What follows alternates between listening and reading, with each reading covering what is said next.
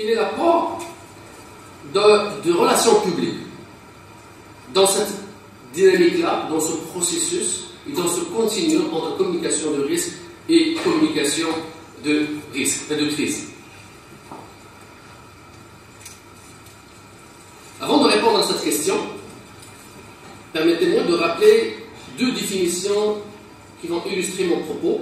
Donc, je vais les afficher sur. Alors, donc, je prends la définition de M. Luc Bourgaat, qui était le fondateur de la première firme de relations publiques au Canada, la firme nationale. M. Bourgaat avait dit à un moment donné dans une publication, les relations publiques se définissent comme une fonction de gestion. J'ai mis en couleur les mots-clés que j'aimerais bien attirer votre attention, au même titre que la comptabilité, les ressources humaines, la production et le marketing. Fonction dont le rôle distinct est de gérer les relations d'entreprise, je vais en parler, avec les publics dont dépend son développement. Une organisation, elle n'est rien sans ses publics. Ses actionnaires, ses employés, ses fournisseurs, ses clients et les collectivités locales, régionales, nationales ou internationales, où elle évolue, cette organisation. Dans cette perspective, la communication est l'outil de relations publiques, leur moyen d'action généralement privilégié. Et je pars avec une deuxième définition, c'est celle de la Société québécoise des professionnels en relations publiques, qui a développé une définition qui se lit comme ceci. Une fonction distincte de direction. Donc c'est une fonction, ce n'est pas une tactique tout seul, c'est une fonction de gestion et de communication à caractère permanent. Le mot permanent est très important. Parce que tout simplement, comme j'ai dit, le continuum, donc je communique quand ça va bien, je communique quand ça va bien, je communique quand ça va mieux, je communique quand ça va mal, et je continue à communiquer. Évidemment, il faut faire attention à la répétition et à la redondance. Donc, il faut communiquer quand c'est pertinent, mais toujours, il faut garder le contact et la relation avec les publics avec lesquels on interagit, on vit au quotidien, tout simplement parce que une chose qui ne se communique pas, comme disent certains chercheurs, que vous reconnaîtrez certainement, une chose qui ne se communique pas n'existe tout simplement pas. Alors donc, plus que je ne communique pas, surtout dans une ère où, ce que j'appelle, il y a une tendance à l'infobésité, on va parler, on donne beaucoup trop d'informations à tel point qu'on ne se retrouve plus. Alors donc, c'est très important de maintenir une communication permanente, grâce à laquelle un organisme public ou privé vise à établir, à maintenir, à promouvoir des relations de confiance. Le mot-clé confiance est très important. Il faut que j'inspire confiance quand je parle, j'inspire confiance quand on me croit. Évidemment, on ne me croira pas si 2 jours avant j'ai menti et sur le lendemain j'ai reconnu mon tort. Même si l'adage dit une faute avouée, moitié pardonnée. Alors donc, cette confiance doit être basée sur la compréhension mutuelle. Donc, on doit s'asseoir pour se connaître mutuellement, établir le dialogue. Dans cet organisme, ces publics, l'interne et l'externe, en tenant compte, c'est très important, pas seulement des intérêts de l'organisation, mais aussi en tenant compte de leurs droits, ces publics-là, de leurs besoins, de leurs attitudes, et tout conformément à l'intérêt du public. Jamais la communication de risque doit justement établir cet équilibre entre l'intérêt économique d'une organisation, par exemple, et l'intérêt du public en général. Au regard de ces définitions, il s'avère plus logique et plus naturel d'intégrer les relations publiques dans la communication de risque. Puisque tout à l'heure, j'ai parlé, c'est quoi la finalité de communication de risque? Et ce sont des finalités qui convergent entre les relations publiques et la communication de risque. Et ça pour les raisons suivantes. C'est une profession stratégique et non une fonction technique. C'est une fonction conseil et interface. C'est-à-dire interface, ça veut dire que moi, quand quelqu'un me pose la question, la plupart du temps, mes clients, mes étudiants à l'Université de Montréal, ils me posent la question, je dis, écoutez, vous devez jouer toujours le rôle d'interface. Oui, vous êtes payé par une organisation, oui, pour écrire les discours, les communiquer, mais aussi vous êtes là pour être la conscience de l'organisation. Ça veut dire que si vous pensez que votre organisation compromet ou est susceptible de compromettre l'intérêt du public, signalez-le à votre client. Faites votre devoir de conseiller. Pour moi, c'est comme ça. La relation publique, contrairement à ce qu'on pense, c'est pas serrer les mains. La relation publique, ce n'est pas faire de la promotion. La relation publique, ce n'est pas faire de la publicité. La relation publique, c'est d'abord et avant tout convaincre et surtout montrer le verre moitié plein. Pendant que le journaliste va essayer de montrer le verre moitié vide, les relations publiques vont montrer le verre moitié plein. Et donc, moi, je vais dire aux organisations, écoutez, il y a un côté moitié vide. Est-ce qu'on peut travailler dessus? Est-ce qu'on peut anticiper les réponses à cela? Est-ce qu'on peut les communiquer? Pourquoi c'est vide? Est-ce qu'on va dire que notre organisation pollue? Mais pourquoi elle pollue? Est-ce que parce que sa machinerie ou son infrastructure est vieille, ou parce que c'est le maximum, la norme maximum qu'on peut faire? Donc, on pollue moins, on pollue plus. Alors, donc, tous ces éléments-là, on doit les mettre en évidence.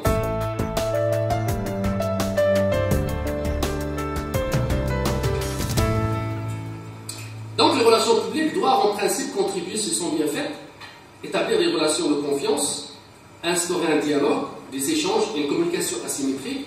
Il contribue à cultiver la réputation positive d'une communauté. J'insiste beaucoup sur le mot contribuer, parce que souvent on dit c'est les relations publiques ou la communication générale qui fait ça. Mais c'est une contribution à la communication, parce qu'il y a un arsenal législatif aussi qui oblige les organisations à communiquer les risques. Mais on peut communiquer le minimum. Mais si on se donne une culture en intégrant la communication de risque dans notre culture organisationnelle, on ne peut que gagner, et j'en ai déjà démontré quelques aspects positifs. Donc, bref, les relations publiques, de par sa nature, de par ses techniques et ses moyens et son approche, contribuent à rapprocher deux intérêts qui, en apparence, diamétralement opposés. L'intérêt d'une organisation qui se cherche à faire des profits ou à prospérer, et l'intérêt d'une communauté composée de plusieurs parties prenantes. Et donc, grâce à ce dialogue, grâce à ces conditions gagnantes, grâce à cet effort de montrer sa volonté de rester en contact avec les publics, on ne peut que rapprocher. Parce que, en communication, notre rôle, c'est d'essayer le maximum d'aller vers cette fusion passionnelle entre le public et ses organisations. Tout simplement parce que plus qu'on est loin, plus qu'on a besoin de communicateurs. Plus que la relation elle est hyper loin, plus qu'on a besoin des gens qui font de la communication, particulièrement la communication préventive, la communication de relations publiques.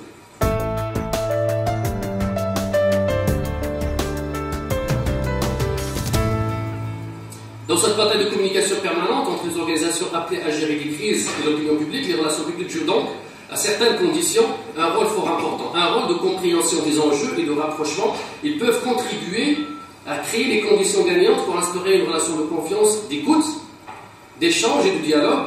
Pour assumer un tel rôle, elles doivent s'articuler autour de l'authenticité et de la transparence.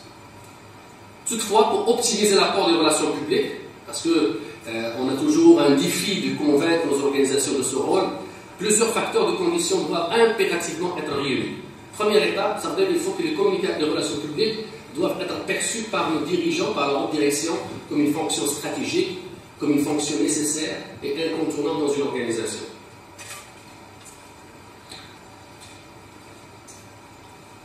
Parmi les conditions de réussite, le dialogue avec les publics doit être sincère et authentique. Convaincre aussi son organisation de communiquer au public les risques et les préjudices qu'une situation d'urgence pourrait lui causer. Ces risques peuvent être d'ordre économique, environnemental ou de santé ou de conflits comme on en voit actuellement. Inciter les décideurs quand survient un accident de prendre toutes les décisions en tenant compte des facteurs environnementaux, économiques et sociaux. Encourager vivement les personnes qui préparent un plan d'urgence à inclure la communauté, les groupes militants et les responsables locaux, les représentants des citoyens tout au long du processus, soit depuis l'élaboration du plan de gestion de crise jusqu'à sa mise en œuvre, s'il devenait nécessaire de le faire, évidemment. Ne pas craindre d'annoncer les nouvelles, les bonnes comme les mauvaises. Il ne faut pas non plus hésiter à reconnaître que nous n'avons pas toutes les réponses ou même des solutions immédiates. Nous sommes des humains, après tout. Il faut aviser les journalistes qu'ils seront informés au fur et à mesure, au moment et à l'endroit où il nous conviendra, parce que quand même, il faut toujours rester stratégique là-dedans. L'organisation doit démontrer qu'il a une connaissance approfondie. Et tout à l'heure, le ministre a parlé de mot crédibilité. Plus qu'on démontre qu'on connaît, plus qu'on dit à notre domaine, les risques, on anticipe les risques, plus qu'on va dégager de la crédibilité et gagner en crédibilité. Procéder à une analyse détaillée de l'entreprise, c'est très important.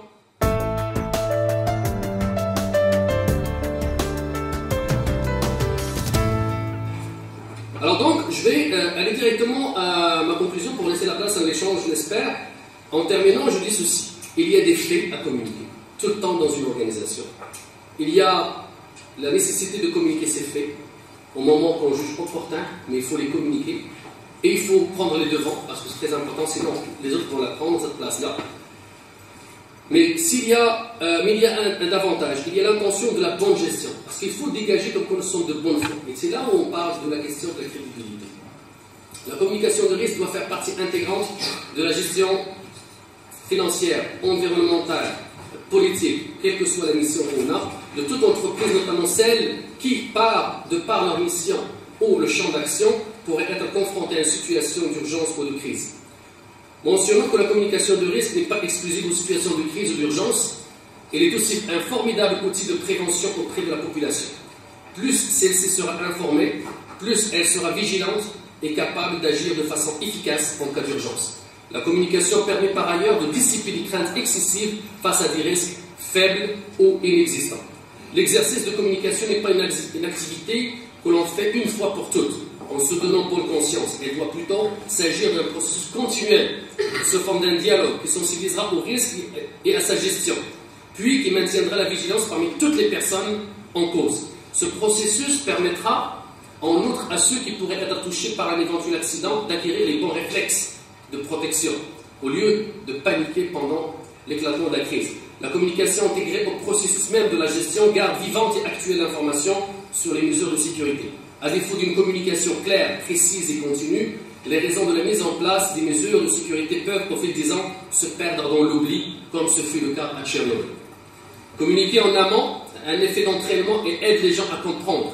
Si le personnel de Tchernobyl avait dû expliquer de façon régulière les raisons qui avaient précédé la mise en place de l'éventail des mesures de sécurité au moment de la construction de la centrale, croyez-vous, selon vous, qu'ils auraient pu même penser à remettre en question ces mesures? Parce que c'est ça, on remet en question les mesures elles-mêmes.